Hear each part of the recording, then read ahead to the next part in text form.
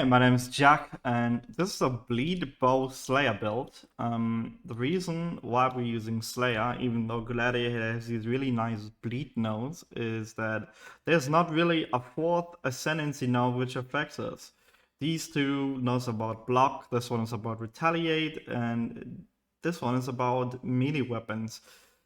So after testing a bunch, also together with Deadeye, I think between Champion, Slayer, and Deadeye, Slayer is by far the best one. We get the nice 20% more damage. We get 10%, 30% more when we killed recently. Together with Kinetic, Reflected Physical, 20% culling straight from Headsman. We get all the nice things from Endless Hunger, like unaffected by bleed while leeching, cannot be stunned while leeching, increased attack skill, and the overkill damage as live leeched. Brutal Fervor is really nice as well. Life leech effects on remove when unreserved life is full, which means that if you're full health, you continue leeching, which is a nice set of defensive layer. Let's talk firstly about leveling. I tested it out myself. You can level quite nicely with Split Arrow and Puncture.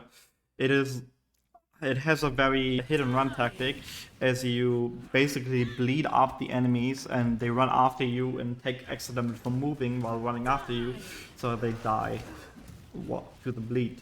This is quite nice for all the like magic mobs, the rare mobs that die quite fast. It is also Puncture is really nice for Brutus, as you can bleed him up with a 100% chance to bleed. And you basically run around in circles while Brutus tries to get in melee range to hit you. And he just dies quite quickly from the bleed, which is a nice way to defeat him easily. Later on, when you hit the caves of Mervale in your level 12, you can swap the Rain of Arrows, which is better early on, as you don't have to deal with Curse for Split Arrow, and Rain of Arrows in general has more arrows, and the arrows land in an AoE. So together with that, it pretty much has better clear, especially in tight areas. Then you pretty much follow this, and level 36 plus, after that you follow the early game skill set that I have, and you try to get as close as you possibly can to this. Other than that, let's look at the passive skill tree. Normally there's a duelist, mostly skill tree. We try to take a lot of damage over time and bleed, of course, since we're bleed build. We take Prismatic Skin. This defense mastery protection mastery is really nice, together with the element that cannot be allowed by curses, which is amazing for mapping. We take over here Sword of Steel for another 1%, and the armor is really nice for physical damage reduction. The armor mastery is 30% reduced extra damage from critical strikes, which is really good for survivability. We take over here Wicked Blade for bleed duration. We take Bloodletting, which this wheel basically gives us a lot of damage over time, together with 10% aggravate bleeding on target hits. And we also have the bleeding mastery. Attack hits aggravate any bleeding on targets, which is also in 4 seconds. Recently, there was a frequently asked questions with GG, and they pretty much in-depth explained how aggravate works and how it interacts with Crimson Dance. So I have put that in the notes for those of you interested in wanting to read that, as it goes a little bit more in depth on how aggravate exactly works. Then we have mana reservation. We have the mana mastery reservation. Over here we take three nodes for mana reservation efficiency, and we go all the way up to charisma. This puts us at 11% unreserved mana. We have enough mana leech from hits. If you're confused on why Spirit Void and Vitality Void don't do anything, it's mostly the way Puncture works, right? So these are mostly for clearing with Split Arrows. You're gonna have way double times over your maximum mana leech, and your mana leech is higher than your mana cost anyway, right? So you're probably gonna have your entire mana the entire time. Over here we get these 3 accuracy nodes, which actually give all elemental resistance, which is really nice early on. If you still have accuracy problems, you can take these 3 nodes.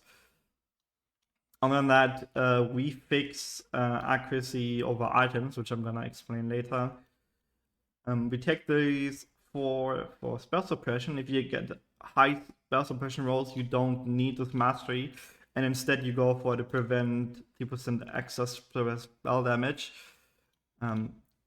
Just with the items that I have, I can hit 100%, so I still need the suppress damage is lucky.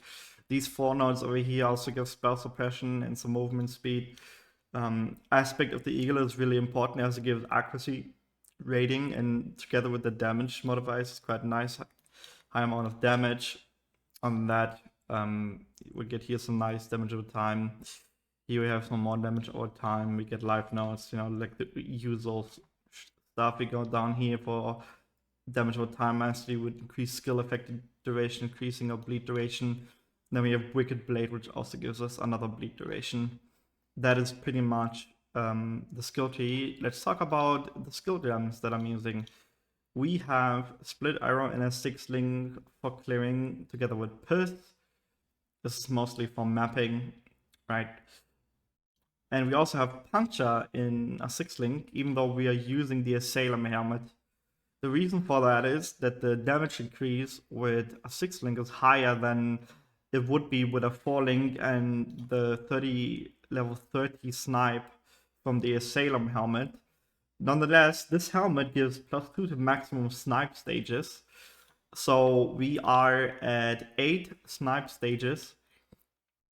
This puts us like 8 times the number you see on this Snipe support, right? So 8 times 110% more damage, 82% more damage times 8. Together with the skill gems that we have, this puts us 4.7 million bleed, which is pretty good. Together with the 1.2 million culling DPS at a comfortable 6 million DPS for bosses on Puncture. Split Arrow, 800,000, which is absolutely enough for clearing maps. We use 3 hours Melorens for damage over time, and skill effectuation, determination for physical damage reduction, and pride. And for those saying that the pride AoE is not big enough to affect enemies as we are a ranged character, the AoE for pride is basically your entire screen. So after 4 seconds, as described on the skill gem, you get to maximum damage increase, which is 40% more physical damage. So the only ones that hit that are like map bosses, unique enemies, and the occasional really tanky rare mob. We use Frenzy and Ensnaring Arrow. Ensnaring Arrow has 1 type and gives us 30% increased physical damage from attack hits, right? Some increasing damage doesn't work the same way it used to be, but it's still quite nice to have, especially when you have a fast enemy that's running after you. You can hit the occasional snaring arrow on them together with mana forged arrows. Frenzy arrows together with mana forged and some power charge on crit, which is mostly like for some crit damage. We don't need the crit multiplier. We just need some crit chance for crits from bleed. Even let's say we have 100% critical strike chance.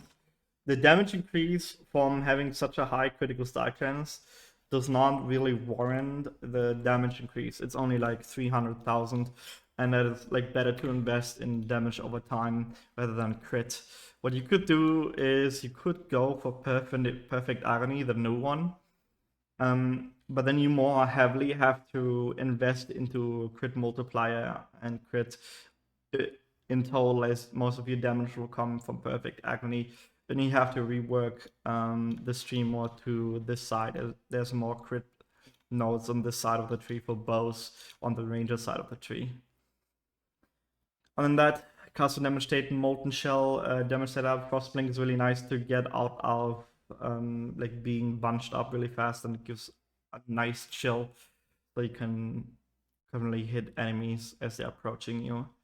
We have a vulnerability curse on hit ring, which is gonna be our curse or one curse that we use.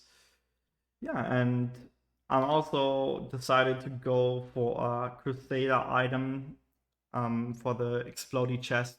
this will help a lot with clearing maps, as we don't have the better explode version from Gratuitous Violence, which is 20% of max life, and the Crusader one is 1/10 of max life. So there's a difference there, but still, nonetheless, it's gonna be enough to clear maps. Talk about the items. A Harbinger Bow for the critical side chance. Again, some critical side chance. Most importantly here is the bleed modifier suffix and the damage over time multiplier. Increased physical damage is nice to have, and you could just add on the added physical damage. Crafted on is completely fine. This quiver is really important that you get a high as possible accuracy rating roll as you can. It should be at least like 550, 560, I say. I also crafted lightning and chaos resistance to fix some chaos resistance problems. So most importantly, the accuracy, the damage over time with texels. Other than that, it's just honestly whatever, more damage. Again, a Salem helmet, he also gives us a nice amount of accuracy. And the Snipe data is mostly what we're using this helmet for. It scales together really well with puncture from Snipe. Then the body armor later on, we are using a more like defensive option, but early on I think this chest is quite nice for clearing as you're like approaching late game mapping. The gloves, really important that you get the projectile pierce additional target implicit on it. The physical damage over time multiplies also the best damage implicit you can get from seeing Exile, and you get chances to repair damage, and the rest just life and resistances. On here, pretty much the same life resistances. If you can't get this chaos resistance modifier on it, you can also just like craft one of the let's say fire and chaos, for example. If you're missing some fire resistance, this gives you some nice chaos resistance as well to fix chaos resistance early on. The maximum fire resistance is quite nice. Avoid elemental ailment early on. Have some ailment avoidance is neat. Amulet +1 to level all skills. 40 intelligence to fix all intelligence problems. This turquoise amulet can also be the intelligence variant, which should honestly be fine. So mostly try to aim for the attribute fixing and the level of all skill gems. The rest is just extra damage. As I've said before, we're using a curse enemies with ability and hit ring together with life and some resistances. Doesn't really matter else. And to buff ring, you can also, instead of this being on normal roll on the intelligence, you can also craft this roll instead, and it's gonna have the same effect to fix your intelligence problems. And the last item we're using is Leaguestarter's Coil. This item has always worked really good for bleed bow and bow, like physical bow builds in general, as it gives you more maximum physical attack damage, which hits out at a nice 1.3 million DPS increase. Like flasks, like the normal stuff, right? You get a instant life flask. You can replace this diamond flask if you don't want it with a silver flask, which is honestly better. And then you just fix your immunities on it, like freeze, immunity, ignite, poison, and instead of this being like evasion rating, you can put like shock immunity on here, and that's fine as well, right? Later on, this flask, as we're fixing our ailment immunities, we going for evasion for additional effective hit pool. And last one, Jewel Socket, which is just gonna be a nice jewel with increased damage over time, and physical damage over time, and some life. Later on, you're gonna take this Jewel Socket and you're just gonna put a Watcher's Eye in it. Let's look at the end game, the way that this build scales. As always, bow builds scale quite nicely.